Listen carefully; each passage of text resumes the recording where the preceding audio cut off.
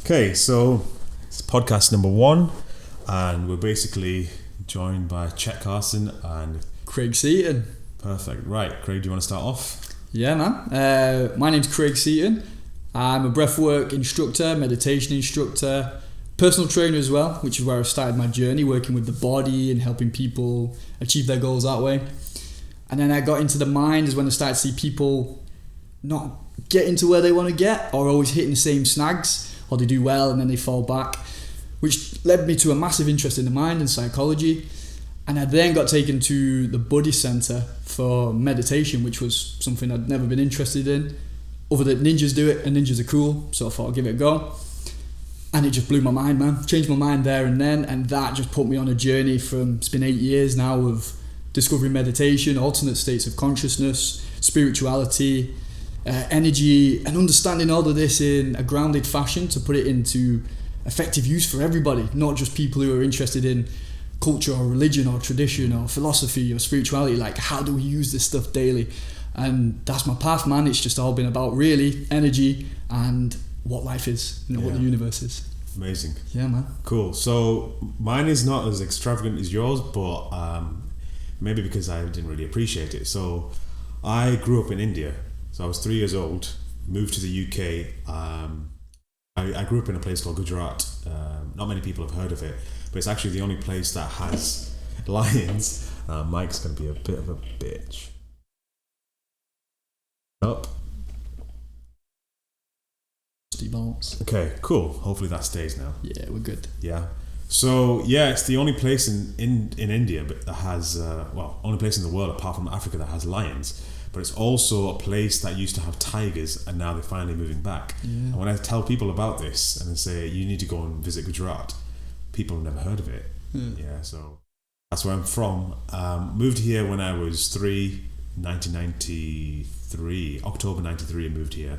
Now I was introduced to the Western lifestyle. The good thing was, when I was growing up, we were exposed to both West and East. So at home, in our daily practices, we'd go to the temple and we'd be doing, practicing Hinduism full swing. And then at school, we'd get exposed to the Western lifestyle. And obviously, growing up as a kid, you don't really appreciate your background, so your culture and your background. I was fortunate that my parents were religious, especially my grandfather and my dad. And because of that, I was exposed to monks and regular visits from monks at our local Hindu temple. And it's just been one of those things where growing up, you're not really appreciating that side of the lifestyle. So yeah, and then when I was a teenager, I became very rebellious, kind of lost myself, didn't know where I was in life, and then went back into spirituality and realized that actually Hinduism had all the answers. It's just that I was too blind and I was too immature and naive, I guess, to understand that. I should have looked back and turned to culture. Got into the typical stuff. I got into PTing. I love weightlifting. Created a physical image, a strong physical image, but realized that inside I really wasn't that strong. And then obviously mindfulness was a massive thing. And I got into that and I realized that, okay, this is the path forward. It really helped that my physical practice also changed as well. So I got into handstands and training with a body weight as opposed to just training with weights. And I realized that, okay, there's a lot more internal strength than we think we have, whether it's physical or mental. And this is where I am right now. That's cool, man. I just straight away, it's like we've both took a separate path towards spirituality. Yeah. For you, it was brought up and you were there, and you didn't get to recognize the potential or the fulfillment of it when you were in it. And for me, nothing. You're from India. I'm from bloody Stockport, Reddish, down the road. You know what I mean? There's nothing, none of that around exotic. there. No. We barely had anybody who's a different colour skin, let alone religion. So for me, it's fascinating how you went down this path, because I already had it. So if I wanted to turn back to something, I already had something there to fall back on. Whereas for you, if this didn't fit for you, how do you find yourself? Like, well, I mean, maybe that's the power of it, is that it wasn't there. So It's like, what is this world? Because England, we're in the Christian state, Catholic state, and that was around. But I think the area that we're in is people are generally atheists now, right? People don't believe in God. And we've gone from the time where we listened to everything religion had to say and people were blindly following it to seeing cracks in the system, and now going completely the other side of where the people won't believe in God or accept it. So that was what it's like from where I'm from, Stockport. You know, my parents particularly took me to another school to go away from St. Mary's, which was a religious school. Not that it was pushed much, but they would do prayers. I'll go to the church every now and again, but they were like, no. So there was nothing there. And it's like the black sheep of the family in the sense of how I found spirituality and into it. And I say, just that one session of Buddhism and meditation, that was it. Something fit into place. Right. I always had a fascination with the stars and with the universe. And, you know, me and my mates would chill on the fields, and my friend Robbie once said to me, you know, like, how far do you think space goes? And I always remember from when we were kids this question he said, and I was like, I couldn't fit that question in my head. You know what I mean? I couldn't, there was no borders to it. I couldn't comprehend it. Yeah. But there was something so sweet in it that it was like, there's power in that. There's something in there that is worth searching for. Okay. Because it can't be figured out by me currently where I was. Yeah. So there was always a spark. I just hadn't found a place where to nurture it, and that was through spirituality. Yeah, for sure. It's interesting you say that about searching for something outside, because I turned to science at the time, because obviously all of the stuff that's in Hinduism, you kind of take it, you either take it literally and you think, okay, this can't be true, you know, this is a bit too far-fetched, and it's a bit of a narrative or a story, and then you turn outside, and science has always been about turning outside, trying to discover how big space is, trying to discover whether we're alone in this universe, trying to discover obviously everything about life on the planet. And the more you start looking into it, the more you start to realize that we really don't know shit. We know a very small amount. And I think the key was to not actually turn outside, but to turn inwards, which was what Eastern philosophy is all about, you know, to turn inward, to figure out what's going on in the inside. And I think that was the perfect answer for me. That resonated with me. So when I was growing up, I always said I wouldn't become religious until a few of my questions were answered. You know, I had a couple of sort of existential questions I wanted answered. You know, why is there suffering? Why are good people suffering? Why are bad people getting everything they want? All these sort of existential questions I had, and I realized that I wasn't going to turn to religion until the Western culture gave me those answers, and I realized I didn't have the answers. So when I turned to the East and started delving into it, over the course of, I would say, 10 years, each of those questions have been answered either directly or indirectly through other forms of literature. And yeah, so I was like, okay, this is the answer. You know, I feel a lot better when I'm going within as opposed to searching for the answers on the outside. Yeah, I think that's such a beautiful realization too, isn't it? Is that we see our outside, if we just look in there, it's an endless pursuit. Like it will be, and the pursuit is enjoyable, but that's actually not going to help us. You know, for that question of how big's the universe, how big the stars are, and it's like, it doesn't end. Like the macrocosm, space, infinity keeps expanding, keeps growing out. Yeah. And that's going up to the macrocosm, right? And if we turn that down and we go, okay, let's take the microscope and look small, let's look at atoms and molecules, and they're not going to stop either. It keeps going down on every single level. So science will be the endless pursuit if it's not looking at the whole picture, which is what is the truth without trying to prove, no, if we keep looking that way, we'll find it. It's like both directions are inside and outside, always expanding. Yeah, for sure. So we can't find the proof of an end result, and it'll always be skewed by somebody who wants to prove their theory. Yeah, and it doesn't mean that you don't search for it. No. It's when, my only issue was when things became human-centric, when things started revolving around the human being. And it's always been like that, to be fair. Like, if you look at the whole of history, it's always been about the human ego, you know, how the world serves us, you know, and how to exploit the world. And because of that, that's when I started to realize that, okay, the way we've been living in a way that serves us and nothing else. And then when we look at the size of the universe, it's all about us. You know, at one point we thought the universe revolves around the Earth almost, before we knew that the Earth was obviously not flat. And so I think that question, or that sort of topic, was the one that really put me off. Like, especially when I was studying zoology at university, I started to realize the way we perceive certain emotions or certain reactions, we were doing it to animals. So, for example, we have situations in the wild where infanticide is a big thing. So, chimps, gorillas are known to kill off the offspring of the previous mother, or the previous father, so that they can obviously put their seeds, plant their seeds basically, and have their sort of offspring. And as human beings, not knowing what this complex system was all about, would automatically assume that was a violent act, and it was an act of rape almost. So some of the females obviously would not want to conceive a child with this sort of new male, and yet they'll almost get raped. But by using the word rape, you've put your projections, your human emotions and insecurities on a creature that doesn't have that. So I felt, that's what the problem is. The problem is we're putting all this stuff about us onto the creature. So if a dog doesn't open a door or do something that you don't like, do something that you like, you'll scold it and say that's a wrong reaction.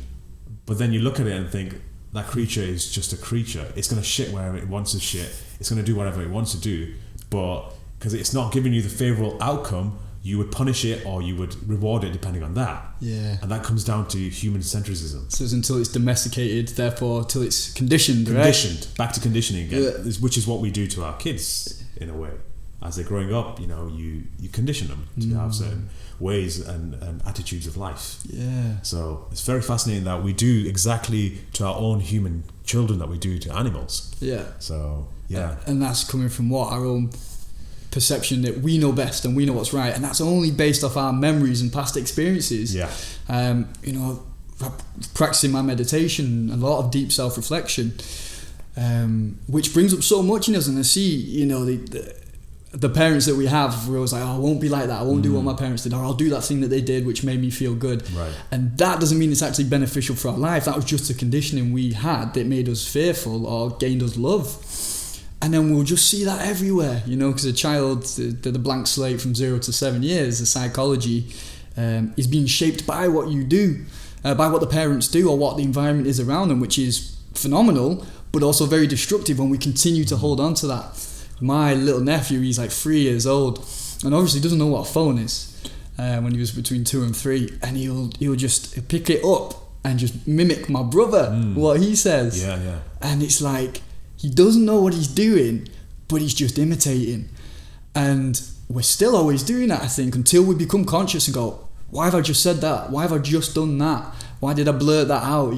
Because it's happened to us. And until that conscious awareness kicks into play, we're stuck in habitual cycles and victim to the environment, rather than using the environment to overcome those aspects of ego and memory and conditioned entrapment, to find freedom, to do something new, to continue to grow and expand. Yeah, I think that's the difference between the lifestyle we live and the lifestyle sort of my parents' generation, or especially my grandparents' generation, lived in India. You have a certain sense of self-reflection from a very young age. The way you get conditioned, all about self-reflection, especially when it came to the religious side. So Hinduism, Buddhism, Taoism, Jainism would teach you that part of life. So it wasn't a different lifestyle, but it was a way to deal with the lifestyle that you were living. But deal with it in a way where you are consciously thinking about your actions and why you're taking certain decisions. So I think that it hasn't been given to the Western world. So when it is given to the Western world, or when a Western person goes over to the East and figures that, okay, this is all about self-reflection, it's about how I treat my body and how I treat my surroundings as well, it creates a dissonance between our previous lifestyle and the new lifestyle we want to adopt. And I think this is one of the reasons why Western people are so drawn to Eastern philosophy. It's because it gives you that liberation, that ability to go within and figure out, okay, how do I make myself and my decisions more conscious? So, and I think Sadhguru talks about responsibility, where responsibility isn't that you take the burden of the world on your shoulders. Responsibility is two separate words. Your ability to respond. So your ability to respond to a situation, to whatever position you're in life, and to kind of decide that, okay, this is going to end up in a heated debate. Maybe you have to fire one of your employees. It's going to end up in a heated debate. I can do it two ways. I can either make sure that it's not resulting in, it's not because of a reaction, and it's done by a conscious choice, which means that you decide how you want to, invoke that actual. Yeah, man, like there's a lot of juice in that. It's the same with what Jordan Peterson talks about: is make your bed, become responsible. Because if we're not doing a form of self-reflection, which I think is imperative for all of us, if we truly want to grow and develop, and not only that, but be a part of life that is helpful to life. I think that's part of the maturity process, or as we're growing as individuals, to become a part of the whole, which is letting go of ego, certain levels of ego, or reconstructing ego so it's beneficial, and going, well, I have these skills or these talents or this interest in life. I'll do that for me because I enjoy doing that. How can I put that in service of others as well? Other than going, I don't want to go and do that, or I can't be asked doing that, or I'm just going to sit at home and do nothing, or what we were talking about earlier, like we love playing video games, but there were people who sat there and play and not do anything with their lives, which, generally because of fears or pains or how they were taught, but that person or that bundle of energy isn't able to give something back, which makes us feel isolated and alone, which can, stem back from the parenthood. But we have to take responsibility to put action forward, because with what Sadhguru is saying or what Jordan Peter's saying is your ability to respond to life and to respond what's happened to you. And you can only see that with self-reflection, or a good friend or somebody you can point out, or even an enemy who say, I don't like you because of this, or a friend goes, listen, this might offend you, but you do things this way. And like, what, me? No, I do it because of this. And we justify ourselves in our reasons. That's not taking responsibility. That's going, well, I am this way and that's how I am. And it doesn't sit with me that. There are certain characteristic traits, like strong character is great, and vindication in who we are and what we believe, as long as we understand it from all angles, not just, well, I'm going to do this because I want, but, well, I'm going to do this. It might upset people, but the truth is going to get a certain result. This is why we need enemies sometimes in life. Obviously not enemies that are going to cause you physical harm, but generally people that will question what you're doing, because then it makes you think, okay, am I full dogma? Have I created my own dogma because I'm believing my own bullshit? And it's different for each person. Like whatever experiences you've gone through, you're going to have your own sort of biases towards certain things. So it opens you up to all these sort of things. It's funny because a girl I was seeing many years ago, she once told me that the way you speak about other people that are not Indian it's interesting. And I was like, what do you mean? And she said, well, you wouldn't say an Indian girl, you just say a girl. But we've done it again. So you wouldn't say an Indian girl, you just say a girl. But when it comes to anyone who's not Indian, you'll call out the colour. You'll say a white girl, a black girl, an Asian girl. And I didn't really understand that. I was like, what's the problem in doing that? Because I saw it in the perspective of, it's what I see. I just see a black person, or I'm just saying it's a black guy or a black girl. But at the same time, I did start understanding it. I was like, okay, I'm treating this person completely different without even realizing it. I'm putting them in a category. I'm calling an Indian girl just a girl. I'm not saying an Indian girl. I'm just saying just a girl. But when it's a white girl or a white guy or something, I'm saying a white guy or a white girl. And I'm like, okay, am I being sort of racist in a way to what I believe in? And there's a slight amount of confliction in my head. What did you conclude about that? It wasn't done in a malicious way. And she said that. She goes, you're not doing it out of any malice. It's just the fact that it's social programming. And I was like, okay, it does make sense. Growing up in a Hindu family, we used to have issues with obviously Muslims, if you think about the history of India and Pakistan.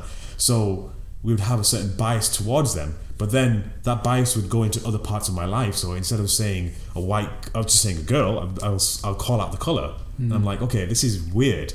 It's not out of malice or anything, but it is something that I'm doing without conscious effort. So tying into what we're talking about, conscious effort and just reacting to the situation, it was programmed. So it was stripping those layers away. And it was very uncomfortable for her to call me out on that, because I was like, I don't know if you're trying to say that I'm being racist or not. And she goes, I'm not, but think about what you're saying here. And I was like, actually, you are making sense here. Props to her for that. Yeah. Man. That's a good friend, people who will do that for us. For sure. They're willing to get burned a little bit by your reaction. And it's your ego or your sort of your defense mechanism that kicks in. It doesn't matter how sort of zen you are and you think you are, that defense mechanism kicks in when someone questions what you believe in or what you're saying. Preservation of our worldview. Yeah, for sure. Yeah, man. It's I mean, even that, like, and this can come back to the point of self-reflection and responsibility, or knowing our truth and ourself, whether it'll offend people or not, but where it's coming from. Because let's say I could say, there's a black guy and there's an Indian. That's not racist. I'm pointing out the truth, right? Yeah. You're an Indian and there could be a black guy.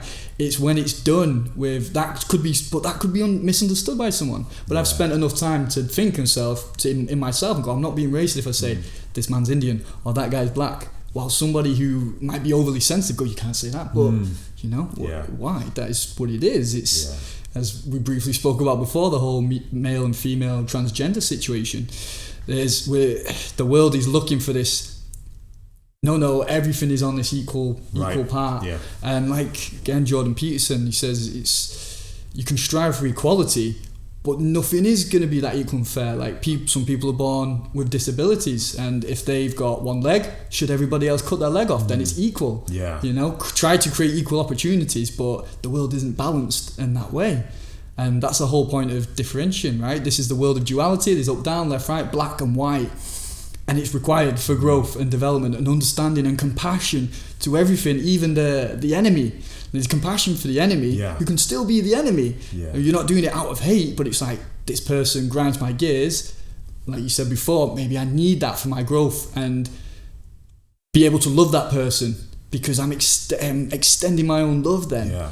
And that's it. And you can still play the game, but know that I've got love for this thing at the same time. That's a very sort of interesting path to take, to understand these people that are calling you out or shooting you down are a huge integral part of your sort of being. The person you become is conditioned by the people that are beneficial to us, but also the people that haven't been beneficial to us. But for some reason, we kind of disregard those people because obviously they've left an imprint in you. Actually, if anything, they have more of an influence on you than the people that were good to you, because the people that are good to you, you kind of forget what they've done for you. Whereas if someone's made you feel really bad, you always remember that. Yeah. It's very difficult. That emotional imprint. For sure. I think there's a saying, and I can't remember the lady's name, but she says that, how does the saying go? People will forget what you say, people will forget what you do, but people will never forget how you made them feel. And it's just so piercing. It takes one person to say something that you don't like, and that will stay with you for a long time, unless you find some form of way of discharge or understanding, again, responding to it and realizing that, okay, this person has said this to me, what context has it come from? Yeah. And how do I react to it? Yeah.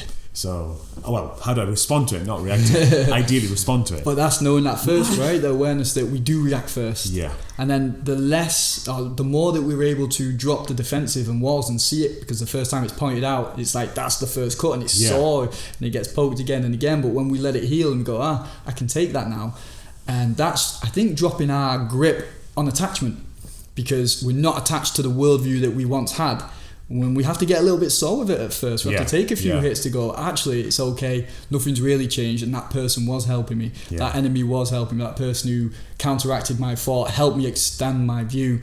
So it was something that I was very stuck in.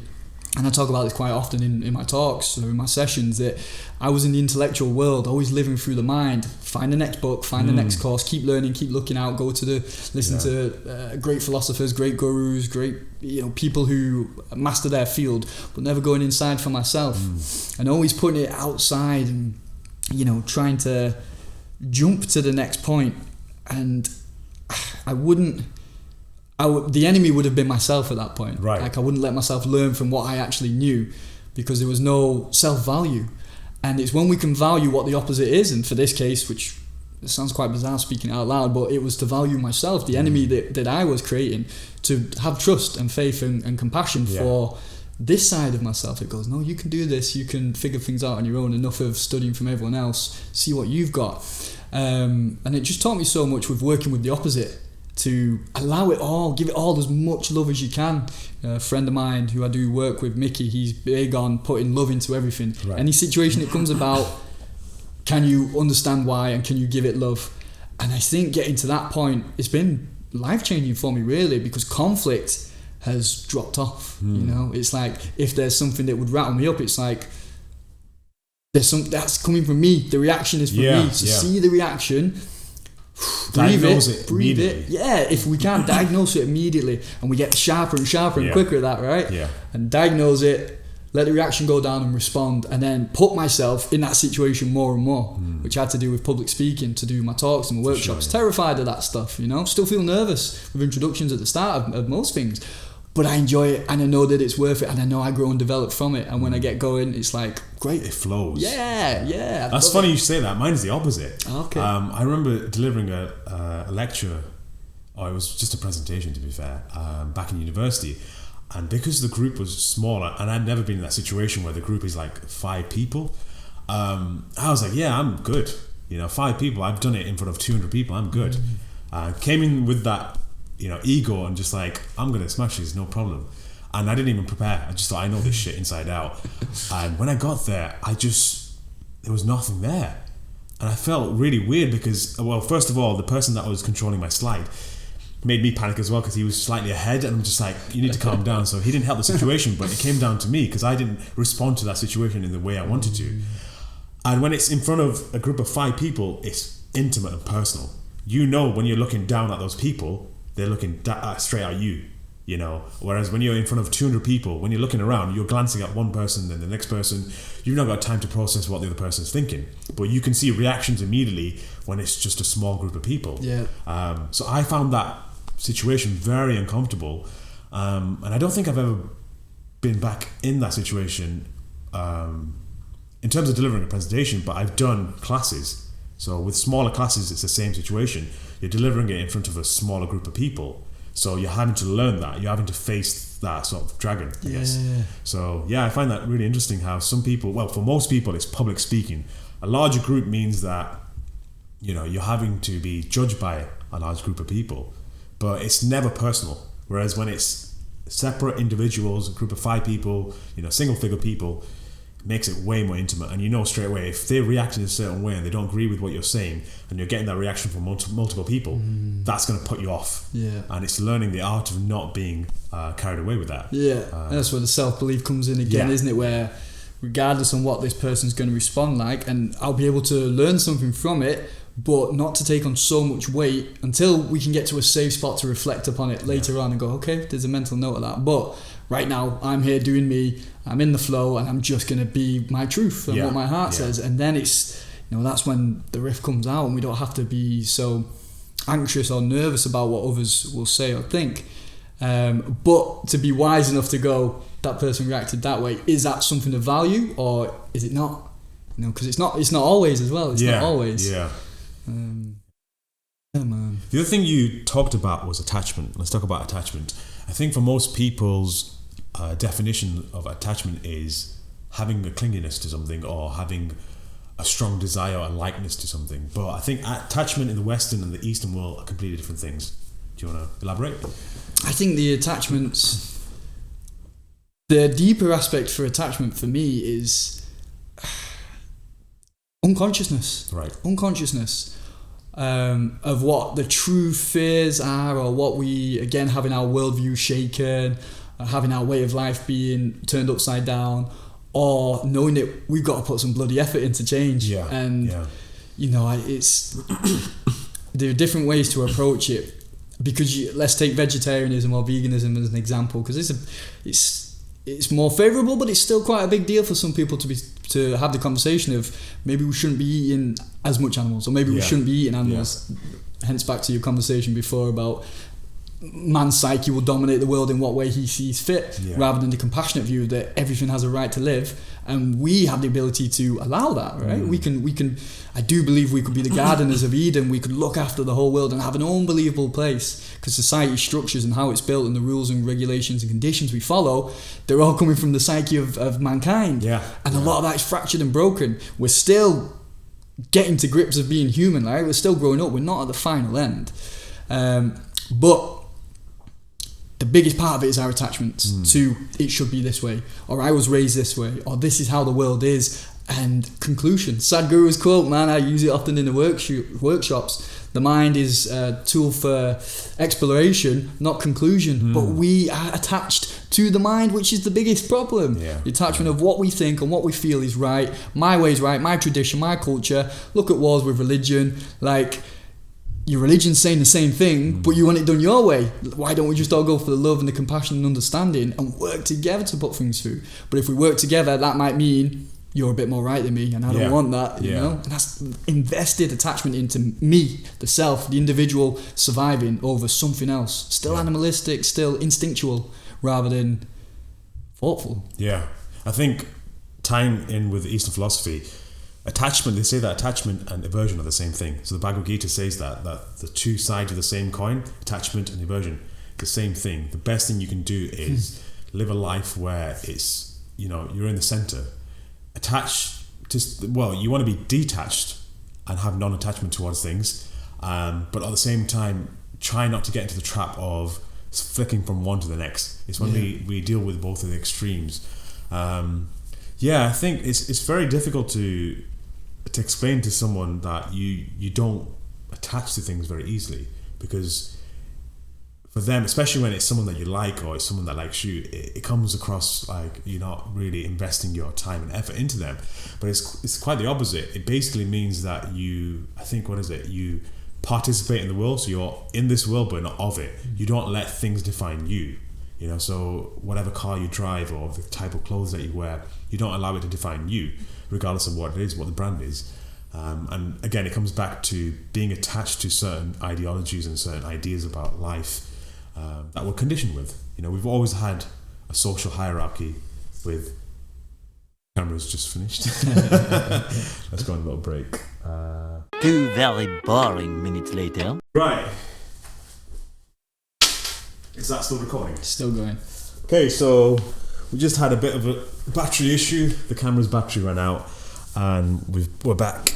So we were just talking about attachment. I think we pretty much covered all of everything we want to say about that. Yeah, man, you've said something that triggered the next part for me, which was the attachments to say what we deem as necessary for the world, or if we like a certain brand or a car, or we have status.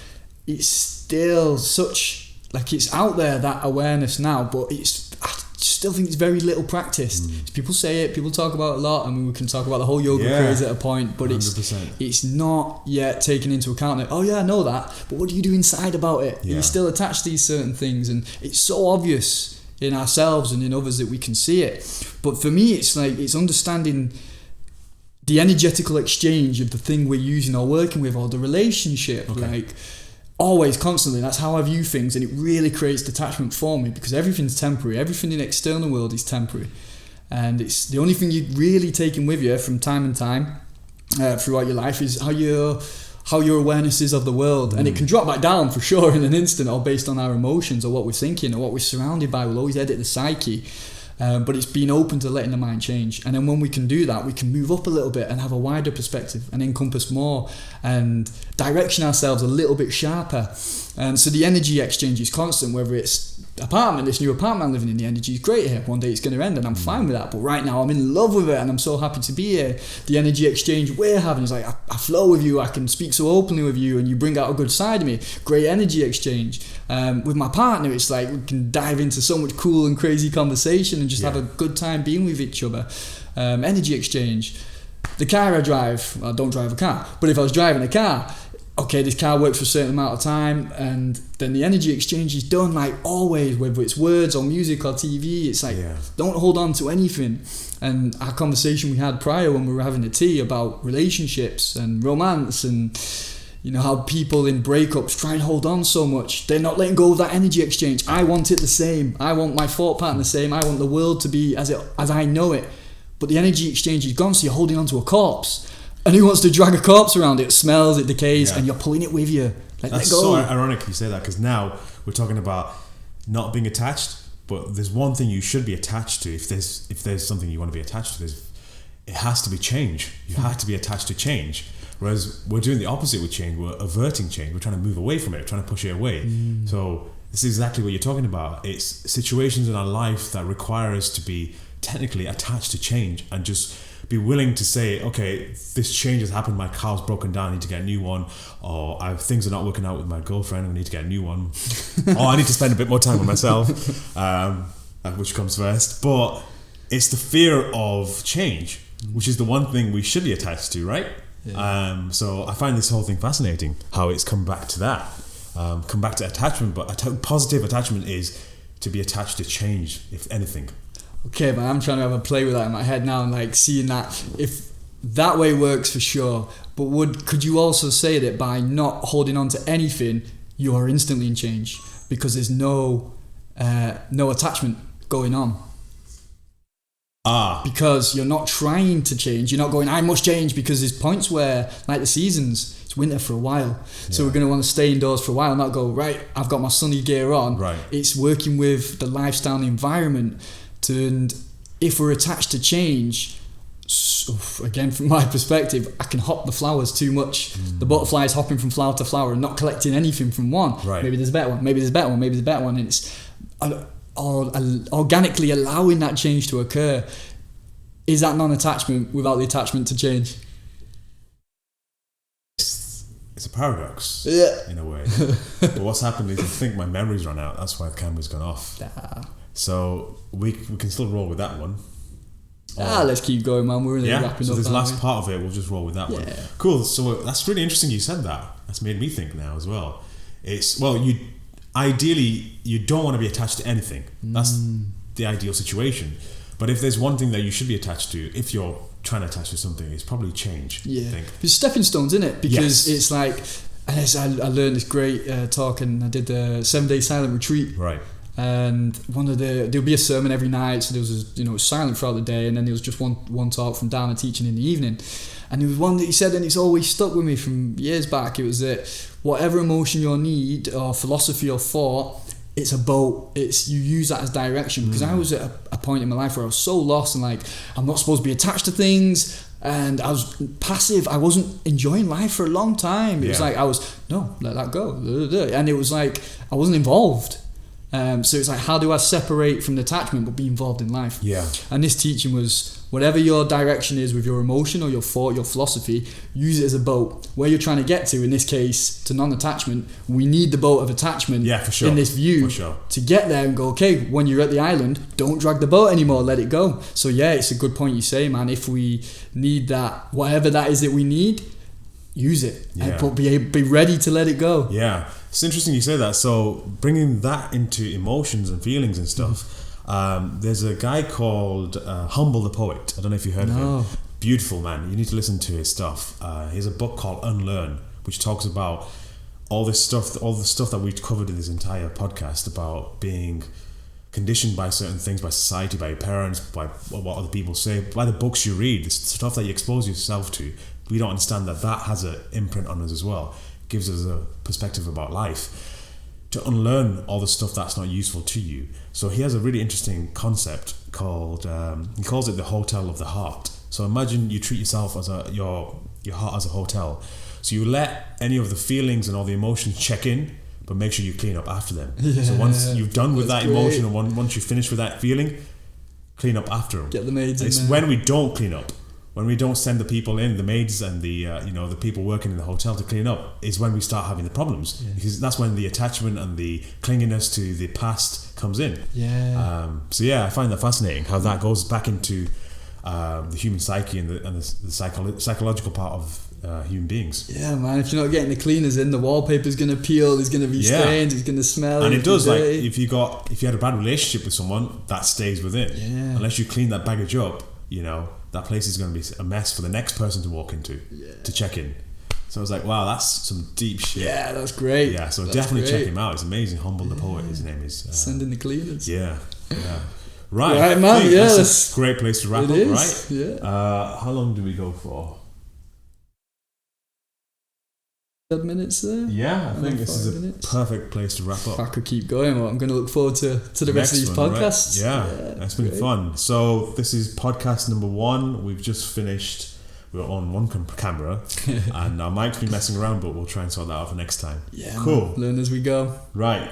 Any final words? Thanks for listening, guys. Any questions or any comments, briefly based off what me and Chet spoke about today, that you want us to dive into, or any topics? We're very open guys, so we'll go into anything that anybody's interested in, as well as it's all going to be about what's going on with our lives and our clients, and just learning from everything and sharing it out, and philosophy, psychology, spirituality, religion, energy, anything on top, right? Well, Yeah. thank you for listening. Yeah, perfect. Thank you. We'll see you next time. Done. Yeah, that's sick, man.